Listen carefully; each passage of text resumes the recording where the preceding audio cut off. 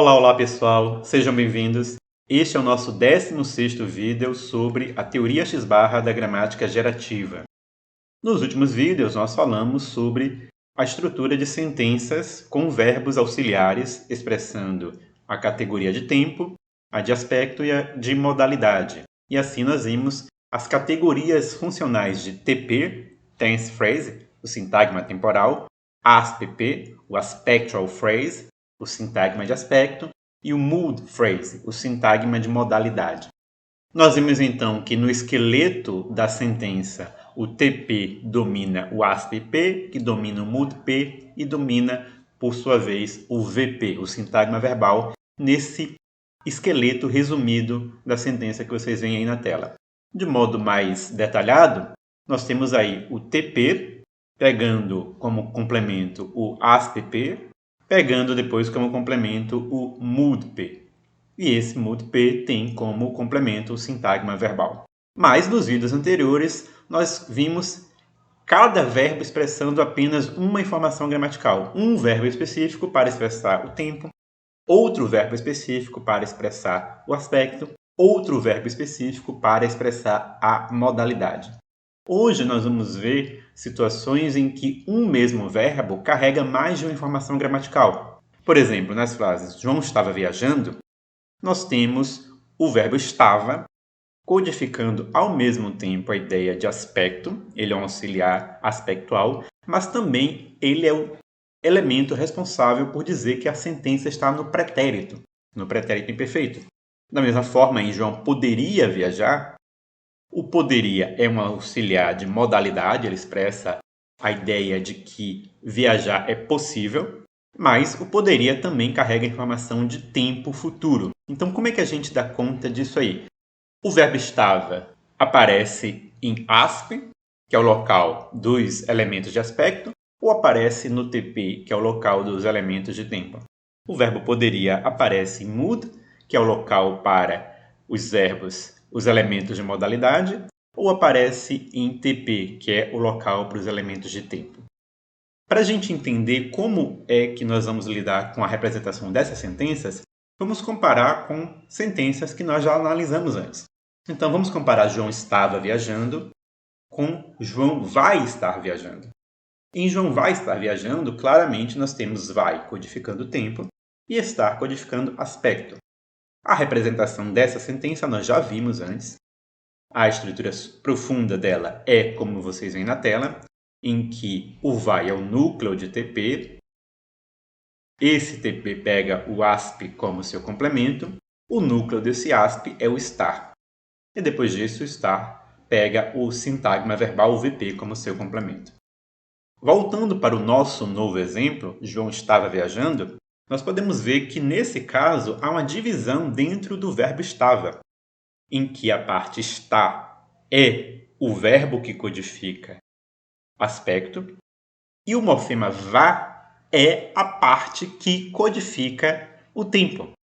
É o morfema, é a desinência final que codifica a ideia de tempo, ou seja, ela desempenha em estava o mesmo papel que o auxiliar vai desempenha de modo isolado em outras sentenças.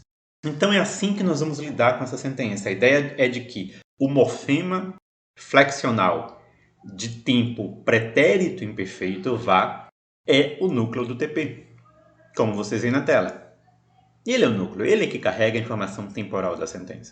Esse morfema vai pegar como seu complemento um aspecto, um sintagma de aspecto. Esse sintagma de aspecto tem como seu núcleo o verbo estar, que, por sua vez, pega como complemento um VP. Nós podemos aí ignorar o mood-P, já que não existe nenhuma partícula, nenhum verbo nessa sentença que codifique modalidade. Então, nós temos o ASPP pegando o VP como seu complemento. Dentro do VP, nós temos as relações normais, em que o núcleo é o viajar, o verbo viajar, e o seu especificador, o seu agente, é o sintagma nominal João. Por que nós estamos representando o sintagma nominal com a sigla DP? Isso foi assunto do último vídeo. Se você não viu o último vídeo sobre sintagmas nominais com artigos, volte lá e veja esse vídeo para entender por que nós estamos usando DP como rótulo nesse caso, mesmo a palavra João não tendo um artigo. Então, voltando, essa é a estrutura profunda dessa sentença. O VAR é o núcleo de TP, o está é núcleo de ASP-P e depois nós temos o VP. Para derivar a estrutura superficial e gerar a ordem correta da sentença, nós vamos ter agora duas operações sintáticas, como vocês veem na tela.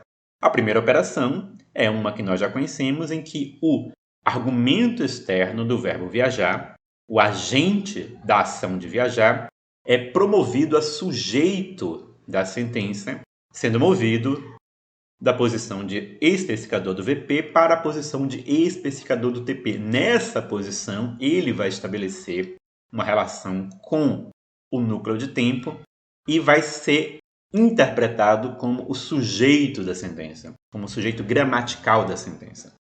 Só que, além dessa operação sintática, nós vamos ter uma outra operação sintática que é o movimento do verbo estar. Esse verbo também vai se mover da sua posição de núcleo de ASP-P para a posição de núcleo de T e vai se colar, vai se fundir com o morfema vá. A motivação para esse movimento é o fato de que o vá é um morfema preso, é um morfema que não tem status de palavra independente. Então, ao contrário do verbo auxiliar vai, que é uma forma livre na língua, é uma forma que tem autonomia fonológica, a forma vá é uma forma presa, é uma forma que não tem autonomia fonológica, que precisa se prender a algum outro elemento. Ou seja, ela precisa se prender a um elemento verbal. E o elemento verbal que nós temos aí é justamente o auxiliar aspectual. Esse auxiliar aspectual vai se mover para a posição do TP. Então, durante a construção da sentença, no curso da derivação da sentença, o verbo está ou estava acaba relacionado com duas categorias sintáticas diferentes. Ele primeiro nasce no núcleo da categoria de aspecto, e depois ele se move para o núcleo da categoria de tempo. E assim nós temos o fato de que ele codifica as duas informações. Ele codifica tanto a informação de aspecto quanto a informação de tempo por causa desse movimento. Ele entra em contato com essas duas categorias. Lembrando sempre que nós colocamos esse T de trace, que significa vestígio, na posição de origem de todo o movimento para indicar que essa posição de origem do movimento não está vazia, completamente vazia. Ela tinha sido ocupada por um elemento. O elemento que estava aí ainda mantém algum tipo de relação com essa posição, porque foi nessa posição em que ele foi interpretado. E para deixar claro do que ele é um vestígio, nós colocamos esse índice. Então, o T1 aí no especificador do VP significa sou um vestígio do sintagma com índice 1. O sintagma com índice 1 é o DP João. O T2 na posição de núcleo de ASP significa sou um vestígio do elemento com índice 2, do núcleo com índice 2. E o núcleo com índice 2 é o núcleo está, é o item está, que está agora na posição de núcleo do TP, junto com a partícula vá. Continuando, como é que a gente, partindo dessa ideia, daria conta de uma sentença como João poderia viajar? Em que nós temos uma situação semelhante, em que o poderia codifica ao mesmo tempo modalidade e codifica tempo também. Então, se nós compararmos com uma sentença que nós já vimos antes, João vai poder viajar amanhã, nós vimos que o vai codifica tempo e o poder codifica modalidade. E nós vimos isso na sentença como na representação na tela, em que o vai é o núcleo do TP e o poder é o núcleo dessa categoria de modalidade, o MUDP. Voltando para o exemplo, nós podemos perceber que em João poderia viajar, o pode continua sendo a realização da categoria de modalidade, da informação gramatical de modalidade, mas uria aí é a realização da categoria de tempo. Essa desinência é uma desinência temporal, ela faz o mesmo efeito, ela cumpre a mesma função que um verbo auxiliar de tempo. Então, é assim que nós vamos representar. Nós vamos representar com uria, o morfema, a desinênciaria, como núcleo do TP, como vocês veem na tela. Esse iria toma como seu complemento o mood P. Da mesma forma que nessa sentença nós não temos nenhuma palavra realizando a categoria de aspecto, então nós podemos ignorar essa categoria para simplificar a nossa representação. E o núcleo desse mood P é o verbo poder. Esse poder vai pegar o VP como complemento. O VP nós já sabemos fazer, vai ser exatamente como antes. E essa seria a nossa estrutura profunda. O morfemaria no núcleo de TP e o verbo poder no núcleo de modalidade. Para, a partir daí, derivar a estrutura superficial, novamente duas operações vão acontecer. A operação de movimento do especificador do VP para o especificador do TP. Então, o DP João é promovido a sujeito da sentença ao entrar numa relação de concordância com o tempo. Mas também existe um outro movimento que é o do verbo pode, ou do verbo poder, que sai do núcleo de modalidade e se move para o núcleo imediatamente acima, que é o núcleo temporal. E nessa posição ele se cola à desinência temporal e esses dois elementos vão ser fundidos entre si e vão passar a se comportar como uma palavra. Novamente, porque uria não é uma forma livre, é uma forma presa.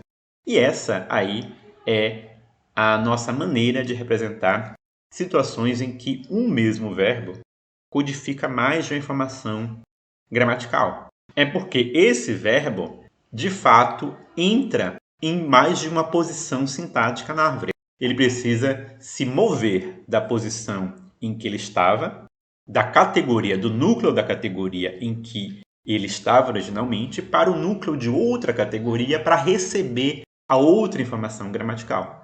Então, por hoje nós ficamos por aqui.